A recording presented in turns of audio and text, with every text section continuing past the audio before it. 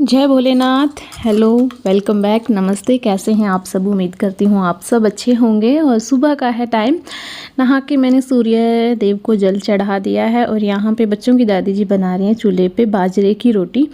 वैसे रोटियाँ मैं ही बनाती हूँ, अगर कोई नया है तो उनको बता दो, क्योंकि काफ़ी लोगों का ना ये मानना होता है कि अगर सास काम कर रही है तो बहू बिल्कुल काम नहीं करती।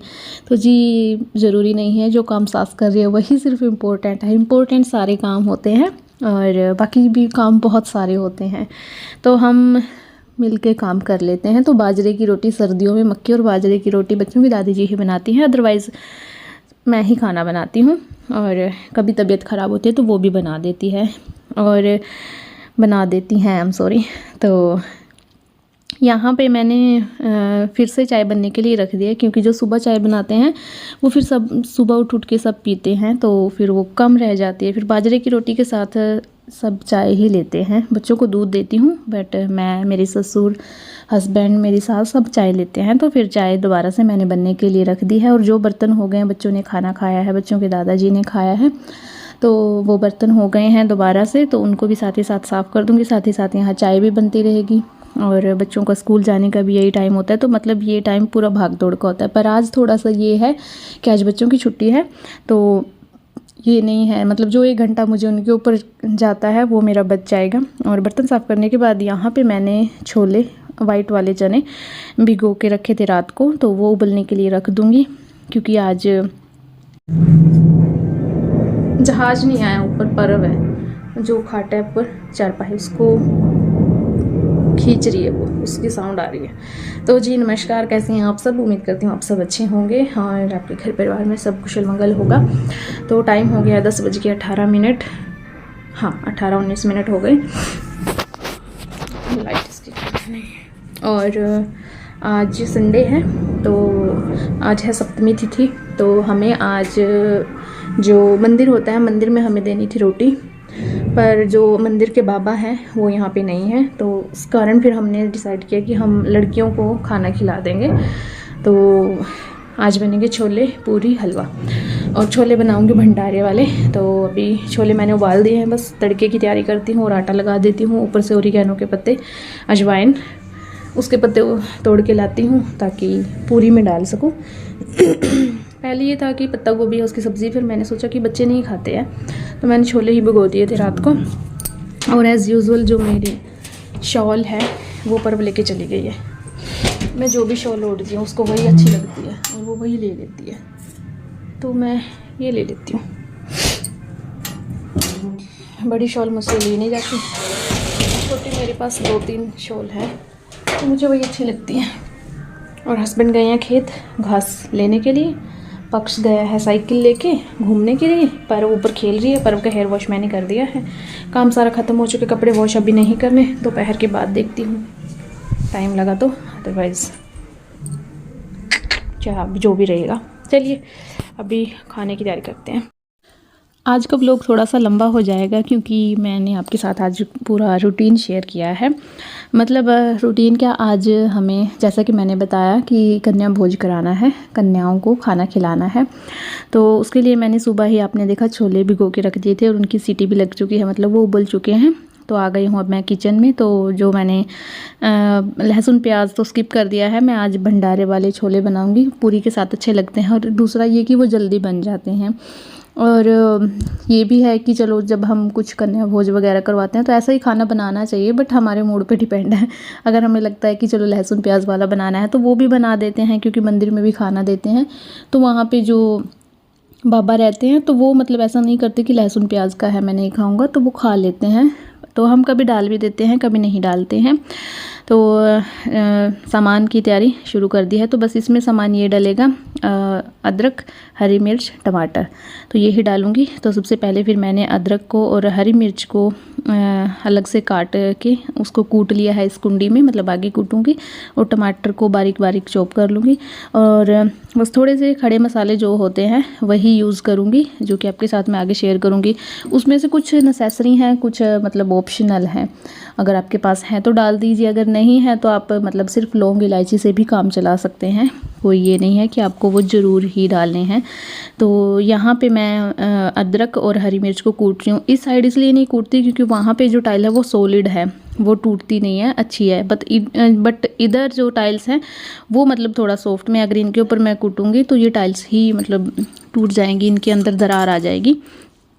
तो मसाला मैंने कूट दिया है, टमाटर बारीक बारीक काट दिया है, आलू को छील के अभी बस चलिए कढ़ाई रख लेते हैं। और खड़े मसाले मैंने 2 लौंग, 1 बड़ी इलायची, 2 छोटी इलायची, तेज पत्ता और 4 से 5 काली मिर्च लिए हैं। काली मिर्च टोटली ऑप्शनल है, बाकी सब ऑप्शनल। अगर आपके पास सिर्फ बड़ी इलायची है तो बाकी सब ऑप्शनल हैं, और बड़ी इलायची नहीं है तो आपके पास जो भी खड़े मसाले जैसे लौंग इलायची कॉमन घरों में होते ही हैं तो वो ही ले सकते हैं। तो जीरा मैंने डाल लिया है, इसके बाद फिर मैंने जो खड़े मसाले लिए थे वो डाल दिए हैं। और इसके बाद मैं डालूँगी अदरक और हरी मिर्च का जो पेस्ट मैंने बनाया था।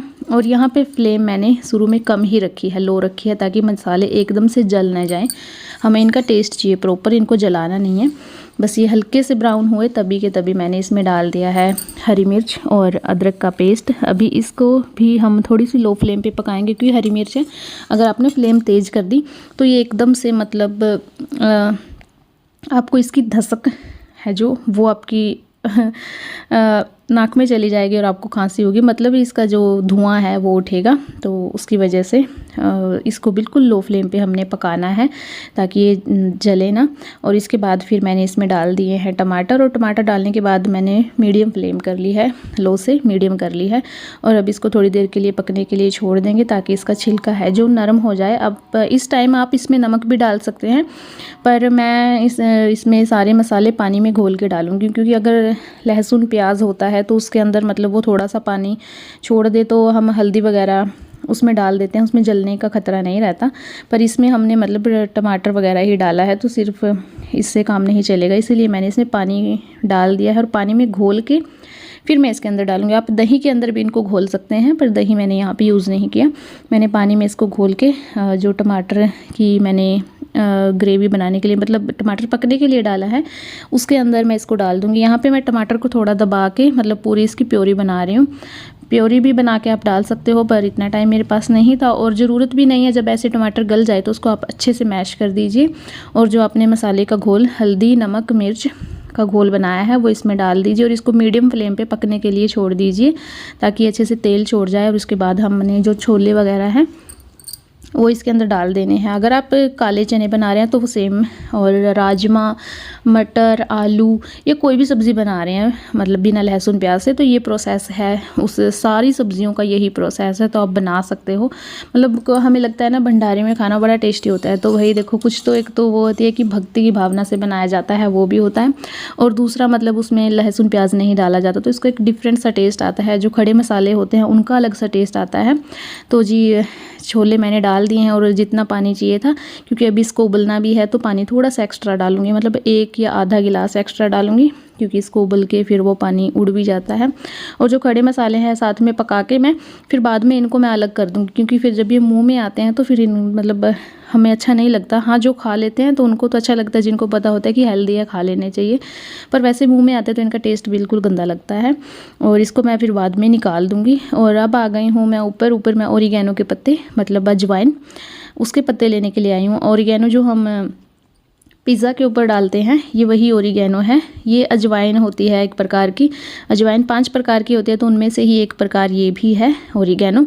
तो इसके पत्ते मैं पूरियों में डालती हूँ। उससे ये होता है कि जिनको मतलब पूरी वगैरह बोल देते हैं कि अरे हमें तो बीमार कर देती हैं, हमें ये हो जाता है वो हो जाता है, पेट खराब हो जाता है, तो अगर आप ऐसे ओरिगैनो डालते हैं, क्योंकि ओरिगैनो एक हर्ब है, जड़ी बूटी है और ये पेट के लिए बहुत अच्छी मानी जाती है, तो ये डाल देते हैं तो वो पूरियाँ आप कितनी भी खा लो आपको मतलब ये नहीं होगा कि आपने कुछ गलत खा लिया या आपको कोई गड़बड़ हो गई पेट में। तो बस ओरिगैनो एक प्लेट भर के मैं लेके जाऊँगी, इसको धो के मिक्सी में घुमा के फिर आटे में डाल के इसके साथ फिर मैं बनाऊँगी पूरियाँ।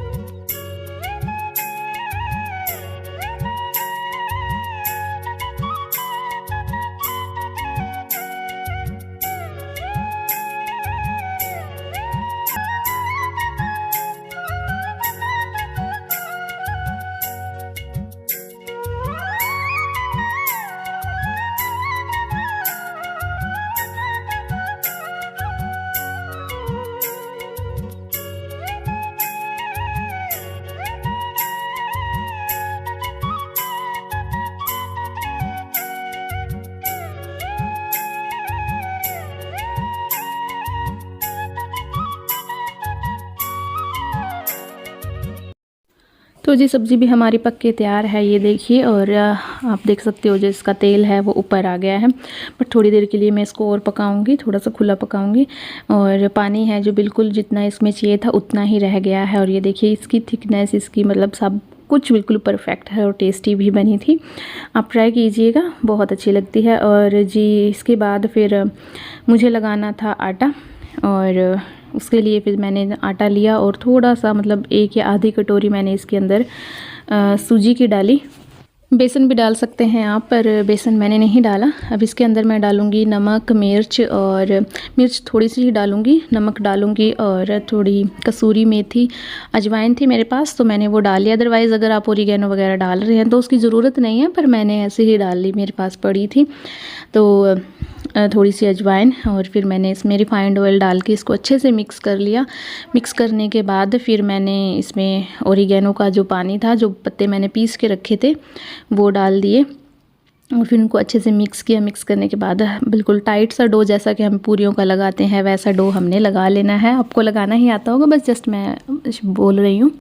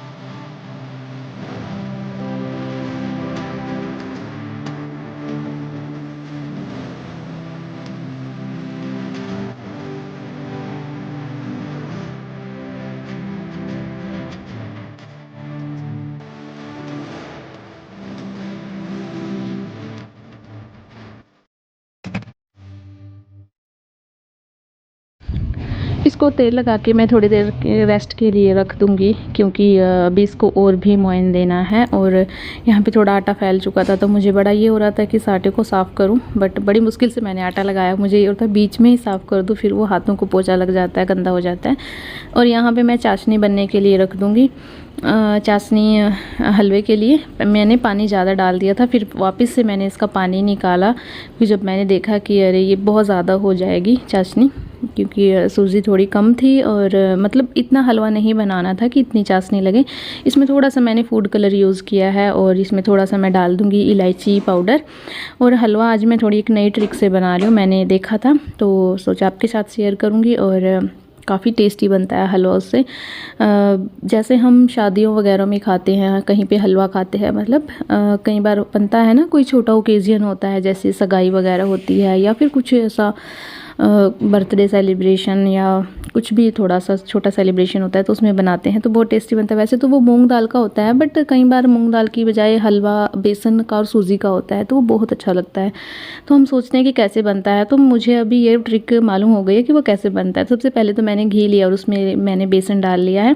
और मैं सारी चीज़ें अंदाज़न ही डालती हूँ, मैं नाप तोल के नहीं डालती, और ना ही मेरे पास मेज़रमेंट के लिए कुछ ऐसे कप्स वगैरह हैं, तो मैं अंदाज़न ही चीज़ें डालती हूँ। तो अंदाज़न ही मैंने डाल दिया है इसमें 2-2.5 चम्मच बेसन के, और इसको अच्छे से मैंने भून लिया है। और इसके बाद फिर मैंने इसमें डाली सूजी, और सूजी को भी भूनने के बाद इसके अंदर आज हम डालेंगे मिल्क पाउडर। हाँ जी, तो जो मिल्क पाउडर है उससे इसका टेस्ट एक अलग सा आएगा, मतलब एक क्रीमी टेस्ट भी आएगा, और एक थोड़ा सा आपको मतलब कंफ्यूज करने वाला टेस्ट आएगा कि ये चीज़ तो बेसन और सूजी है, पर इसमें टेस्ट इतना अच्छा कैसे आ रहा है। मतलब ऐसे लग रहा है कि मावा वगैरह डाला है ना, तो मावा तो समझ आता ही नहीं है कि मावा है, बट हम बस सोचते रहते हैं कुछ तो है इसके अंदर।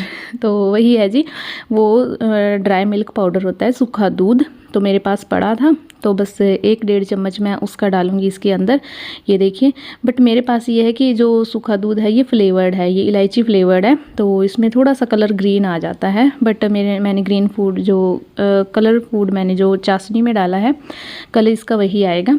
और यहाँ पे थोड़ी सी इसकी गांठें बन जाती हैं, तो आपको ट्राई करके उनको थोड़ा सा तोड़ लेना है।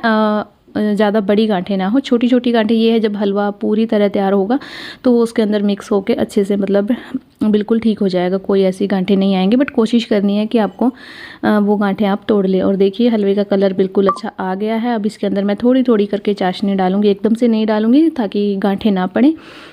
जो दूध की गांठें हैं वो थोड़ी सी आएंगी, बट वो बनने के बाद वो बिल्कुल ही गायब हो जाएंगे। मतलब आपका हलवा अच्छा बन जाएगा।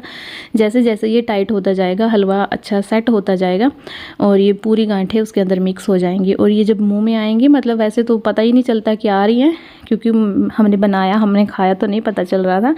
तो आपका हलवा मतलब बिल्कुल अच्छा बन जाएगा। डोंट वरी कि आपकी दूध की गांठें बनी है। ये देखिए सारी गांठें मतलब इसके अंदर ही मेल्ट हो गई हैं, घुल गई हैं अच्छे से। और हलवा आपका थोड़ी देर पकने के बाद जब कढ़ाई छोड़ने लगे तो समझ जाइए कि आपका हलवा रेडी है।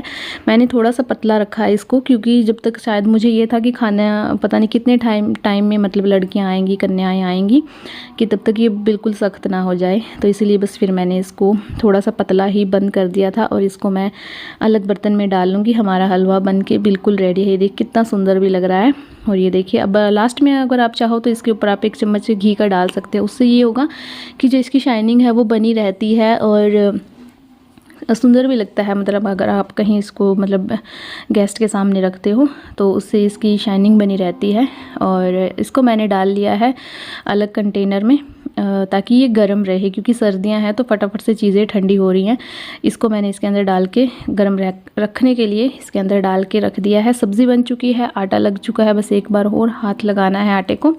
तो एक बार और हाथ लगा के आटे को बस मतलब उसके अंदर मुक्की दे के मतलब उसको थोड़ा सा गूँथ के, वो भी रेडी है, सब्ज़ी भी रेडी है, हलवा भी रेडी है और पूरियाँ बनेंगी बाहर चूल्हे पे।